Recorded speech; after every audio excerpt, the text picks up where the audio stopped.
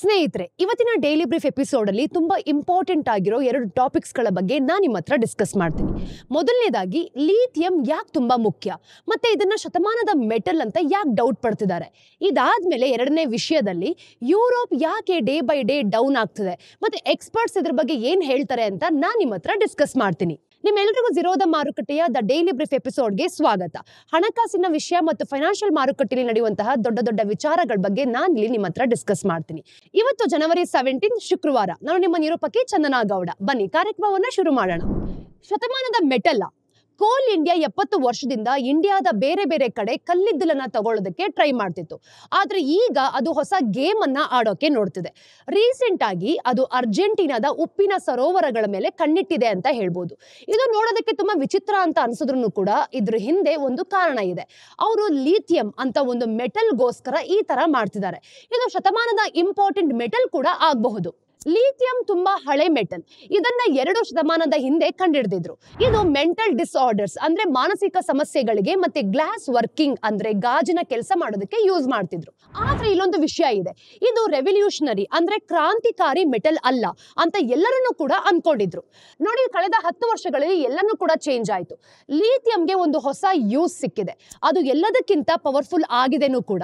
ಅದು batteries, climate change ಇದನ್ನ ತಪ್ಪಿಸ್ಕೊಳ್ಬೇಕು ಅಂದ್ರೆ ಕಾರ್ಸ್ ಆಗಿರ್ಬೋದು, ಮನೆಗಳಾಗಿರ್ಬೋದು, ಮತ್ತೆ ಫ್ಯಾಕ್ಟ್ರೀಸ್ ಎಲ್ಲನೂ ಕೂಡ ಎಲೆಕ್ಟ್ರಿಸಿಟಿಯಿಂದಾನೇ ನಡಿಬೇಕು ಅಲ್ವಾ. ಅದಕ್ಕೆ ನಮ್ಗೆ ಬೇಕಾದಷ್ಟು ಬ್ಯಾಟ್ರೀಸ್ ಬೇಕು. ತುಂಬಾ ಬ್ಯಾಟ್ರೀಸ್, ಎಲ್ಲಾ ಸೈಜ್ ನಲ್ಲೂ ಕೂಡ ಬ್ಯಾಟ್ರೀಸ್ ಬೇಕಾಗತ್ತೆ ಅಂತ ನಮ್ಗೆ ಇಲ್ಲಿ ಗೊತ್ತಾಗತ್ತೆ. ನೋಡಿ, ಆ ಬ್ಯಾಟ್ರೀಸ್ ಜಾಸ್ತಿ ಲಿಥಿಯಂ ಇಂದಾನೇ ಮಾಡ್ತಾರೆ. ಅದು ಯಾಕೆ ಅಂತ ನೋಡೋಣ. ಒಂದು ಬ್ಯಾಟ್ರಿನಲ್ಲಿರೋ ಚಾರ್ಜ್ ಚಿಕ್ಕ ಚಾರ್ಜ್ ಪಾರ್ಟಿಕಲ್ಸ್ ಇಂದ ಬರುತ್ತೆ. ಆ ಪಾರ್ಟಿಕಲ್ಸ್ ಎಷ್ಟು ಚಿಕ್ಕದಾಗಿರುತ್ತೆ, ಅದು ಜಾಸ್ತಿ ಚಾರ್ಜ್ ನ ಸ್ಟೋರ್ ಮಾಡಕ್ಕೆ ಆಗುತ್ತಾ, ಅಥವಾ ಲಿಥಿಯಂ ಪಾರ್ಟಿಕಲ್ಸ್ ತುಂಬಾ ಚಿಕ್ಕದಾಗಿರುತ್ತಾ? ಅದು ಜಗತ್ನಲ್ಲೇ ಲೈಟೆಸ್ಟ್ ಮೆಟಲ್ ಅಂದ್ರೆ ಈ ನೀರಿನ ಮೇಲೇನೂ ಕೂಡ ತೇಲತ್ತೆ. ಅದಕ್ಕೆ ಚಾರ್ಜ್ ಸ್ಟೋರ್ ಮಾಡೋಕೆ ಇದಕ್ಕಿಂತ ಬೆಸ್ಟ್ ಯಾವುದೂ ಕೂಡ ಸಿಗಲ್ಲ. ಅದಕ್ಕೋಸ್ಕರನೇ ನಮ್ಗೆ ಲಿಥಿಯಂ ಬೇಕು. ಜಾಸ್ತಿ ಡಿಮ್ಯಾಂಡ್ ಎಲೆಕ್ಟ್ರಿಕ್ ವೆಹಿಕಲ್ಸ್ ಇವಿಸ್ ಇಂದ ಬರುತ್ತೆ. ನೋಡಿ, ಕಾರ್ ಬ್ಯಾಟ್ರೀಸ್ ತುಂಬಾ ಪವರ್ಫುಲ್ ಆಗಿರ್ಬೇಕು, ಮತ್ತೆ 100 ಕಿಲೋಮೀಟರ್ ಓಡೋ ತರನೂ ಕೂಡ ಇರಬೇಕು, ಆದ್ರೆ ಚಿಕ್ಕದಾಗಿರ್ಬೇಕು. ಲಿಥಿಯಂ ಇಂದ ಮಾತ್ರ ಇದು ಸಾಧ್ಯ. 2030 ಈ ಒಂದು ಲಿಥಿಯಂಗೆ ಡಿಮ್ಯಾಂಡ್ ಇನ್ನೂ ಕೂಡ ಜಾಸ್ತಿ ಆಗತ್ತಂತೆ. ಅದನ್ನೆಲ್ಲ ನಾವು ನೋಡ್ತಿದೀವಿ ಅಂತಂದ್ರೆ ಲಿಥಿಯಂ ತುಂಬಾ ಇಂಪಾರ್ಟೆಂಟ್ ಆಗತ್ತೆ. ಆದ್ರೆ ಲಿಥಿಯಂ ನಲ್ಲಿ ಇನ್ವೆಸ್ಟ್ ಮಾಡೋದು ಅಷ್ಟು ಸುಲಭ ಅಲ್ಲ. ಈಗ ಗ್ಲೋಬಲ್ ಮಾರ್ಕೆಟ್ ಅಲ್ಲಿ ನಾವು ನೋಡ್ತಿದೀವಿ ಅಂತಂದ್ರೆ ಲಿಥಿಯಂ ಇನ್ನೂ ಹೊಸದು, ಮತ್ತೆ ಬೇಗ ಚೇಂಜ್ ಕೂಡ ಆಗತ್ತೆ. ಇಲ್ಲಿ ಏನಾಗುತ್ತೆ ಅಂತ ತಿಳ್ಕೊಳ್ಳೋದಕ್ಕೆ ಕೆಲವು ವಿಷಯಗಳನ್ನ ನಾವು ನೆನಪಲ್ಲಿ ಇಟ್ಕೊಳ್ಬೇಕು. ಮೊದಲನೇದು, ಲಿಥಿಯಂ ಮಾರ್ಕೆಟ್ ಇನ್ನೂ ಕೂಡ ಅನ್ಸ್ಟೇಬಲ್ ಆಗಿದೆ. ನಾವು ಲಿಥಿಯಂನ ಮೈನಿಂಗ್ ಮಾಡೋದಕ್ಕೆ ಶುರು ಮಾಡಿ ಇನ್ನು ಸ್ವಲ್ಪ ದಿನನೇ ಆಗಿದೆ. ಈಗ ಮಾರ್ಕೆಟ್ ಕೆಲವು ಕಂಪನಿಗಳ ಕೈಯಲ್ಲಿದೆ. ನೋಡಿ, ಜಗತ್ತಿನ 90% ಲಿಥಿಯಂ ಸಪ್ಲೈ ಬರೀ 4 ದೇಶಗಳಿಂದ ಬರ್ತಿದೆ. ಆಸ್ಟ್ರೇಲಿಯಾ, ಚಿಲಿ, ಅರ್ಜೆಂಟೀನಾ ಮತ್ತೆ ಚೈನಾ. ಅದರಲ್ಲಿ ಅರ್ಧದಷ್ಟು 5 ಕಂಪನಿಗಳ ಕಂಟ್ರೋಲ್ ನಲ್ಲಿದೆ.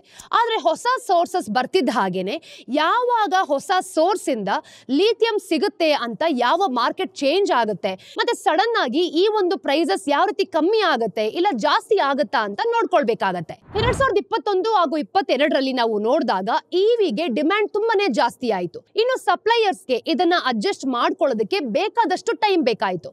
ಅದಕ್ಕೆ ಪ್ರೈಸಸ್ ಕೂಡ ಜಾಸ್ತಿ ಆಗ್ತಿತ್ತು. ಆಮೇಲೆ ಹೊಸ ಸಪ್ಲೈ ಬಂದಾದ್ಮೇಲೆ ಈ ಪ್ರೈಸಸ್ ನಾವು ನೋಡಿದಾಗ 86% ಕಮ್ಮಿ ಆಗೋಯ್ತು ಗೊತ್ತಾ. ಇದೆಲ್ಲ ಆದ್ಮೇಲೆ ಇದು ಇನ್ನೂ ಕೂಡ ಸರಿಯಾಗಿಲ್ಲ. ತುಂಬಾ ಮೈನ್ಸ್ ಬೆಲೆ ಕಮ್ಮಿ ಆಗಿರೋದ್ರಿಂದ ಕ್ಲೋಸ್ ಸಹ ಆಗೋಯ್ತು. ಈ ಟ್ರೆಂಡ್ ಮಾರ್ಕೆಟ್ ಸರಿ ಹೋಗೋದ್ರವರೆಗೂ ಕೂಡ ನಡೀತಾನೆ ಇರುತ್ತೆ. ಈ ಟೈಮ್ ನಲ್ಲಿ ಪ್ರೈಸಸ್ ಯಾವ ರೀತಿ ಚೇಂಜ್ ಆಗತ್ತೆ ಇಲ್ಲ ಜಾಸ್ತಿ ಆಗುತ್ತಾ ಅಂತ ಯಾರು ಕೂಡ ಹೇಳೋದಕ್ಕೆ ಸಾಧ್ಯ ಇಲ್ಲ. ಆದಷ್ಟು ನಾವು ಲಿಥಿಯಂನ ಮೈನ್ ಮಾಡ್ತೀವಿ, ಮತ್ತೆ ಎಷ್ಟು ಬ್ಯಾಟ್ರೀಸ್ಗಳು ಬೇಕು ಅನ್ನೋದ್ರ ಬಗ್ಗೆ ನಾವು ಡಿಪೆಂಡ್ ಆಗಿರ್ಬೇಕಾಗತ್ತೆ. ಇನ್ನು ಡಿಮ್ಯಾಂಡ್ ಮತ್ತೆ ಸಪ್ಲೈ ಚೇಂಜ್ ಆಗೋದು ಈ ದಶಕದ ಕೊನೆವರೆಗೂ ಕೂಡ ಕಮ್ಮಿ ಆಗೋದಕ್ಕೆ ತುಂಬಾನೇ ಕಷ್ಟ ಇದೆ. ಎರಡನೇದು, ಲಿಥಿಯಂನ ಹೇಗೆ ಎಕ್ಸ್ಟ್ರಾಕ್ಟ್ ಮಾಡೋದು ಅಂತ ನಮ್ಗೆ ಇನ್ನೂ ಕೂಡ ಪೂರ್ತಿಯಾಗಿ ಗೊತ್ತಿಲ್ಲ.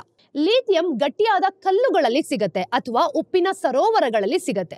ಕಲ್ಲುಗಳಿಂದ ಲಿಥಿಯಂನ ತೆಗೆಯೋದಕ್ಕೆ ನಮ್ಗೆ ಚೆನ್ನಾಗಿ ಗೊತ್ತು. ಈಗ ನಮಗ್ ಸಿಗೋ ಲಿಥಿಯಂನಲ್ಲಿ 3ರಲ್ಲಿ 2 ಭಾಗ ಕಲ್ಲುಗಳಿಂದನೇ ಸಿಗತ್ತೆ. ಆದ್ರೆ ಸರೋವರದಿಂದ ಲಿಥಿಯಂನ ತೆಗೆಯೋದು ನಮ್ಗೆ ಇನ್ನೂ ಕೂಡ ಕಷ್ಟ ಅಂತ ಹೇಳ್ಬೋದು. ಅದಕ್ಕೆ ತುಂಬಾ ಟೈಮ್ ಬೇಕು, ಮತ್ತೆ ಎಫಿಷಿಯಂಟ್ ಆಗಿ ಕೂಡ ಸಿಗಲ್ಲ. ಕೆಲವು ಟೆಕ್ನಾಲಜೀಸ್ಗಳು ಇದ್ರೂ ಕೂಡ ಅದನ್ನ ಇನ್ನೂ ದೊಡ್ಡ ಸ್ಕೇಲ್ ನಲ್ಲಿ ಯಾವ ರೀತಿ ಯೂಸ್ ಮಾಡ್ಕೊಳ್ಬಹುದು ಅಂತ ಯಾರಿಗೂ ಕೂಡ ಇನ್ನೂ ಗೊತ್ತಿಲ್ಲ. ಇದರಿಂದ ಎರಡು ತೊಂದರೆ ಇದೆ. ಒಂದು, ಭೂಮಿಯಲ್ಲಿ ತುಂಬಾ ಲಿಥಿಯಂ ಇದ್ರೂ ಕೂಡ ನಮಗೆ ಸಿಗೋದಿಲ್ಲ. ಎರಡು, ಮೈನಿಂಗ್ ಮಾಡೋದು ಒಂದು ಕಷ್ಟದ ಕೆಲಸ ಅಂತಾನೆ ಹೇಳ್ಬೋದು. ಅದಕ್ಕೆ ತುಂಬಾ ಪೊಲಿಟಿಕಲ್ ಮತ್ತೆ ರೆಗ್ಯುಲೇಟರಿ ರಿಸ್ಕ್ ಸಹ ಇದೆ. ಕಾನೂನಿನಲ್ಲಿ ಸ್ವಲ್ಪ ಚೇಂಜ್ ಆದ್ರೂ ಕೂಡ ಮೈನಿಂಗ್ ಪ್ಲಾನ್ಸ್ ಹಾಳಾಗ್ಬೋದು. ಇನ್ನು ಮೈನಿಂಗ್ಗೆ ಬೇಕಾಗಿರುವಂತಹ ಪೊಲಿಟಿಕಲ್ ಸ್ಟೆಬಿಲಿಟಿ ಆಗಿರ್ಬೋದು ಮತ್ತೆ ಎನ್ವೈರನ್ಮೆಂಟಲ್ ರೂಲ್ಸ್ಗಳು ಕೂಡ ಬೇಕಾಗತ್ತೆ. ಅದು ಯಾವಾಗ್ಲೂ ಇದೇ ರೀತಿ ಇರುತ್ತಾ ಅಂತಾನೂ ಕೂಡ ನಮ್ಗೆ ಹೇಳೋದಕ್ಕಾಗೋದಿಲ್ಲ. ನಾವು ಕಲ್ಲುಗಳಿಂದ ಲಿಥಿಯಂನ ತೆಗೆಯೋದನ್ನ ಕಮ್ಮಿ ಮಾಡಿದ್ರೆ ಲಿಥಿಯಂ ಸಪ್ಲೈ ಚೆನ್ನಾಗಾಗತ್ತೆ. ಮೂರನೇದು, ಲಿಥಿಯಂ ಮಾರ್ಕೆಟ್ ನಲ್ಲಿ ಎರಡು ತರದ ಪ್ರಾಡಕ್ಟ್ಸ್ ಗಳಿದೆ, ಲಿಥಿಯಂ ಕಾರ್ಬನೇಟ್ ಮತ್ತೆ ಲಿಥಿಯಂ ಹೈಡ್ರಾಕ್ಸೈಡ್. ಈಗ ಲಿಥಿಯಂ ಕಾರ್ಬನೇಟ್ ನ ಎಕ್ಸ್ಟ್ರಾಕ್ಟ್ ಮಾಡೋದು ಕಮ್ಮಿ ಖರ್ಚಿನಲ್ಲೇನೋ ಆಗತ್ತೆ ಮತ್ತೆ ಯೂಸ್ ಮಾಡೋದು ಸಹ ತುಂಬಾನೇ ಸುಲಭ. ಜಾಸ್ತಿ ಕಂಪನಿಗಳು ಏನ್ ಮಾಡತ್ತೆ ಅಂತಂದ್ರೆ ಲಿಥಿಯಂ ಕಾರ್ಬನೇಟ್ ಇಂದಾನೆ ಶುರು ಮಾಡ್ತಾರೆ. ಆದ್ರೆ ಲಿಥಿಯಂ ಹೈಡ್ರಾಕ್ಸೈಡ್ ನ ಯೂಸ್ ಮಾಡೋದು ತುಂಬಾನೇ ಕಷ್ಟ ಮತ್ತೆ ಮೂವ್ ಮಾಡೋಕ್ಕೂ ಸಹ ಆಗೋದಿಲ್ಲ. ಇಲ್ಲಿ ಒಂದು ಟ್ವಿಸ್ಟ್ ಇದೆ, ಏನಂದ್ರೆ ಲಿಥಿಯಂ ಹೈಡ್ರಾಕ್ಸೈಡ್ ಇಂದ ಮಾಡಿರೋ ಬ್ಯಾಟರೀಸ್ ಚಾರ್ಜ್ ಜಾಸ್ತಿ ಟೈಮ್ ಇಟ್ಕೊಳ್ಳೋಕ್ಕೂ ಕೂಡ ಆಗತ್ತೆ. ಈಗ ಎರಡು ಕೆಮಿಕಲ್ಸ್ ಕೂಡ ಯೂಸ್ ಮಾಡ್ತಿದ್ದಾರೆ.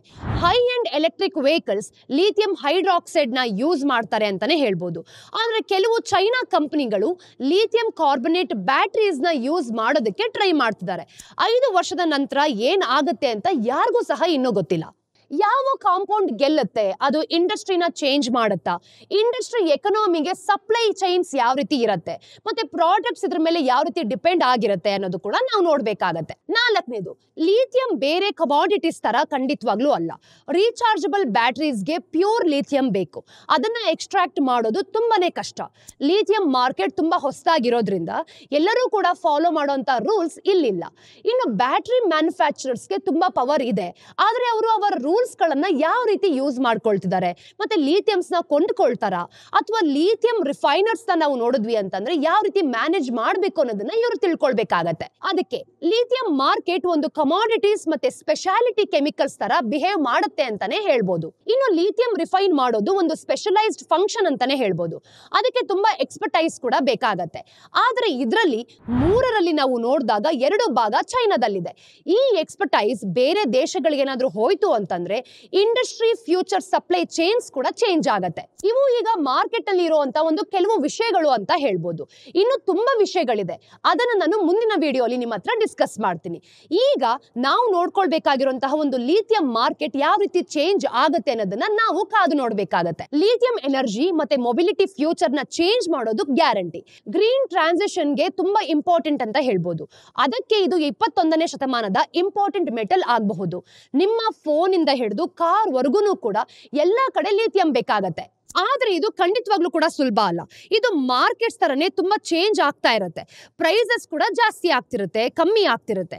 ಇನ್ನು ಟೆಕ್ನಾಲಜೀಸ್ ಆಗಿರ್ಬೋದು, ಕಾಂಪಿಟೇಷನ್ ಆಗಿರ್ಬೋದು ಮತ್ತೆ ಸಪ್ಲೈ ಚೈನ್ಸ್ ಗಳಾಗಿರ್ಬೋದು ಎಲ್ಲನೂ ಕೂಡ ಚೇಂಜ್ ಆಗುತ್ತೆ. ನೀವು ಲಿಥಿಯಂ ಮಾರ್ಕೆಟ್ ನ ನೋಡ್ತಿದ್ರೆ ನೀವು ಬರೀ ಒಂದು ಕಮಾಡಿಟೀಸ್ ನ ನೋಡ್ತಿಲ್ಲ, ನೀವು ಫ್ಯೂಚರ್ ನ ಯಾವ ರೀತಿ ರೆಡಿ ಆಗ್ತಿದೆ ಅಂತಾನೂ ಕೂಡ ನೋಡ್ಬೋದು. ಈಗ ಮುಂದಿನ ಸ್ಟೋರಿಯಲ್ಲಿ ಯುರೋಪಿನ ಪತನದ ಬಗ್ಗೆ ಮಾತಾಡೋಣ. ನೋಡಿ, ಎಕ್ಸ್ಪರ್ಟ್ಸ್ ಇದ್ರ ಬಗ್ಗೆ ಏನ್ ಹೇಳ್ತಾರೆ ಅಂತ ನಾವು ಸ್ಟೆಪ್ ಬೈ ಸ್ಟೆಪ್ ತಿಳ್ಕೊಳ್ತಾ ಹೋಗೋಣ. ನಮ್ಮೆಲ್ಲರಿಗೂ ಗೊತ್ತಿರೋ ಹಾಗೆ ಯುರೋಪ್ ಜಗತ್ತಿನ ದೊಡ್ಡ ಎಕನಾಮೀಸ್ ಅಲ್ಲಿ ಒಂದು. ಈಗ ಕಷ್ಟದಲ್ಲಿ ಸಿಕ್ಕಾಕೊಂಡಿದೆ. ಇದ್ರ ಬಗ್ಗೆ ಜಾಸ್ತಿ ಜನ ಮಾತಾಡ್ತಿಲ್ಲ, ಆದ್ರೆ ನೀವು ಗಮನಿಸಬೇಕಾಗಿರುವಂತಹ ವಿಷಯ ಇಲ್ಲಿದೆ ನೋಡಿ.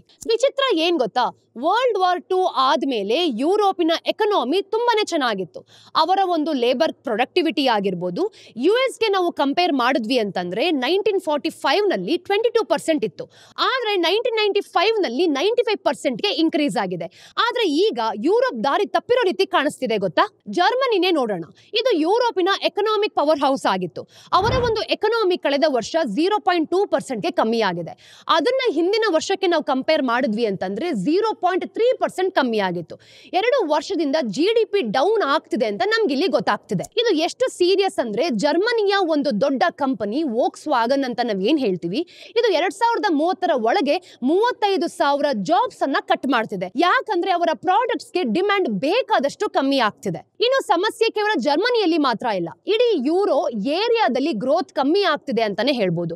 ವೇಜಸ್ ಕೂಡ 10 ವರ್ಷದಿಂದ ಜಾಸ್ತಿ ಆಗಿಲ್ಲ. US ನಲ್ಲಿ ನಾವು ನೋಡಿದಾಗ ವೇಜ್ ಗ್ರೋತ್ ನ ನೋಡ್ತಿದ್ವಿ ಅಂತಂದ್ರೆ ಅದು 4 ಪಟ್ಟು ಜಾಸ್ತಿ ಆಗಿದೆ. ಯುರೋಪ್ ನಲ್ಲಿ ಪ್ರೊಡಕ್ಟಿವಿಟಿ, ಇನ್ಕಮ್ಸ್ ಮತ್ತೆ ಕನ್ಸಪ್ಷನ್ 2000ದಿಂದ ಕೂಡ ನಿಧಾನ ಆಗ್ತಿದೆ. ಮತ್ತೆ ಯುಎಸ್ಗೂ ಮತ್ತೆ ಯುರೋಪ್ಗೂ ನಾವು ನೋಡಿದಾಗ ಗ್ಯಾಪ್ ಸಹ ಜಾಸ್ತಿ ಆಗಿದೆ ನೋಡಿ. ಹಾಗಿದ್ರೆ ಎಲ್ಲಿ ತಪ್ಪಾಯ್ತು? ಯುರೋಪಿನ ಎಕನಾಮಿ ಬಗ್ಗೆ ಚೆನ್ನಾಗಿ ತಿಳ್ಕೊಂಡಿರೋ ಮರಿಯೋ ಡ್ರಾಗಿ ಏನ್ ಹೇಳಿದ್ದಾರೆ ಗೊತ್ತಾ? ನೋಡಿ, ಯುರೋಪಿಯನ್ ಸೆಂಟ್ರಲ್ ಬ್ಯಾಂಕ್ ನ ಒಂದು ಹಳೆ ಪ್ರೆಸಿಡೆಂಟ್ ಇವರು ಒಂದು 2 ಮೇನ್ ಕಾರಣಗಳನ್ನ ಕೊಟ್ಟಿದ್ದಾರೆ. ಟೆಕ್ನಾಲಜಿ ಗ್ಯಾಪ್ ಮತ್ತೆ ಕನ್ಸಪ್ಷನ್ ಕಮ್ಮಿ ಆಗಿರೋದು. 2 ಸೀರಿಯಸ್ ಆದ್ರೂ ಕೂಡ ಕನ್ಸಪ್ಷನ್ ಕಮ್ಮಿ ಆಗಿರೋದು ಯುರೋಪಿನ ಕಷ್ಟಕ್ಕೆ ಮೇನ್ ಕಾರಣ ಅಂತ ಹೇಳ್ಬೋದು. ಮೊದಲು 1990ರ ಒಂದು ಟೆಕ್ ಶಾಕ್ ಬಗ್ಗೆ ಮಾತಾಡೋಣ. ನೋಡಿ, ಇಂಟರ್ನೆಟ್ ರೆವಲ್ಯೂಷನ್ ಇಂದ ಜಗತ್ತೇ ಚೇಂಜ್ ಆಗೋಯ್ತು. ಅಮೆರಿಕನ್ ಕಂಪನೀಸ್ಗಳಾದಂತಹ ಗೂಗಲ್, ಅಮೆಜಾನ್ ಮತ್ತೆ ಫೇಸ್ಬುಕ್ ತರಹ ಕಂಪನಿಗಳನ್ನ ಕ್ರಿಯೇಟ್ ಮಾಡಿ ಜಗತ್ತನ್ನೇ ಚೇಂಜ್ ಮಾಡಿದ್ರು. ಆದ್ರೆ ಯುರೋಪ್ ಇದನ್ನ ಮಿಸ್ ಮಾಡ್ಕೊಳ್ತು.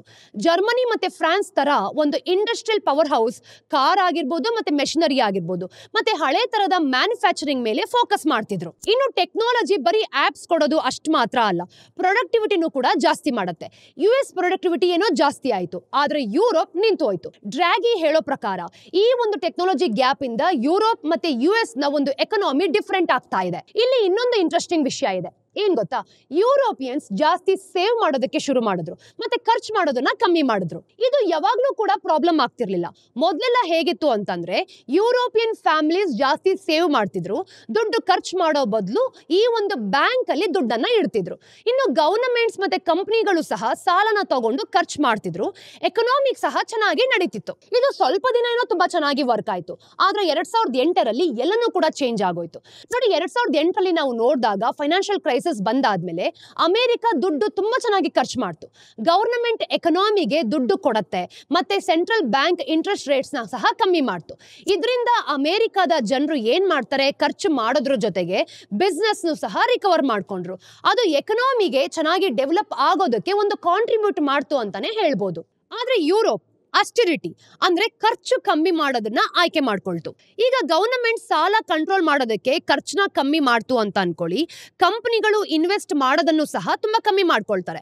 ಮತ್ತೆ ಜನ ಆಲ್ರೆಡಿ ಹುಷಾರಾಗಿದ್ರು, ಇನ್ನು ಜಾಸ್ತಿ ಸೇವ್ ಮಾಡೋದಕ್ಕೂ ಸಹ ಶುರು ಮಾಡ್ಕೊಂಡ್ರು.